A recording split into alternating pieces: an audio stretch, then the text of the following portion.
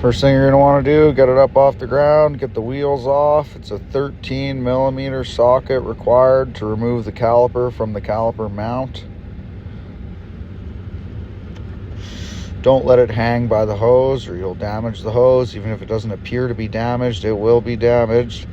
You can grab yourself a pair of pliers if you're feeling strong. Compress that piston back in. There are many other tools you could use that are a lot easier to use depending on the size of the caliper. Sometimes I use pliers, sometimes I use something else. And then it's two 18 millimeter bolts to remove the caliper mount.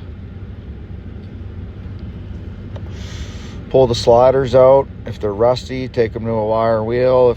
Clean them up good. If they're not rusty, wipe the old grease off, put some new grease on. Don't just use grease, use some sort of brake lubricant designed for this application. This one had a little bit of rust in the one spot, so I wire wheeled that off. I just put a little around the end and then turn it as I put it in, and it spreads nicely. Wipe off any excess. You can, once the pin's in, you can give it a push and squeeze the rubber piece there to release any air that's in there. Take the old shims off, get a wire wheel or some sort of brush, clean that mating surface up so those shims sit nicely on the caliper mount.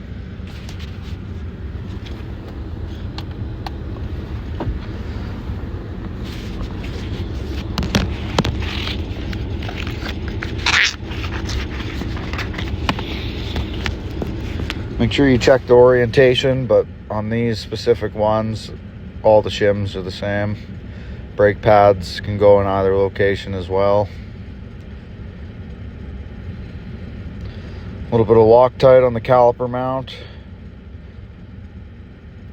Rotor's stuck. You can use a steel hammer if you're replacing the rotors. I prefer the dead blow. It's quieter, smoother, doesn't damage anything.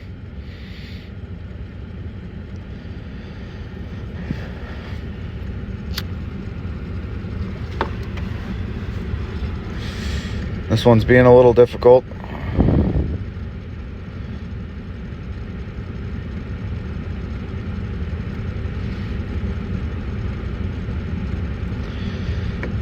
The park brake's sticking a little.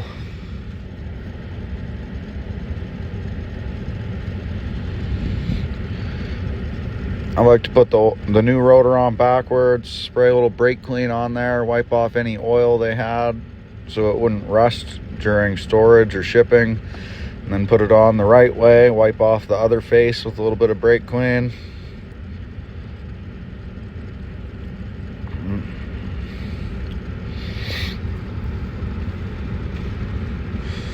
Like I said, 18 millimeter, tighten up that caliper mount. A little bit of Loctite, it's a good idea. They had it on there from factory.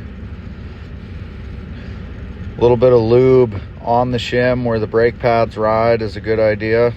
Make sure they move back and forth. They shouldn't be tight, otherwise they'll just seize and burn up.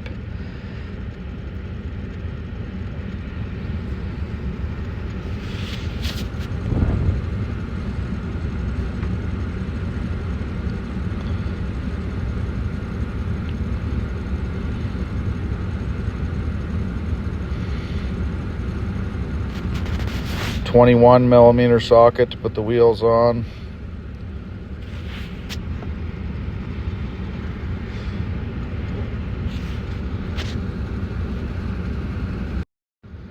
And you torque the wheels to 150 foot-pounds.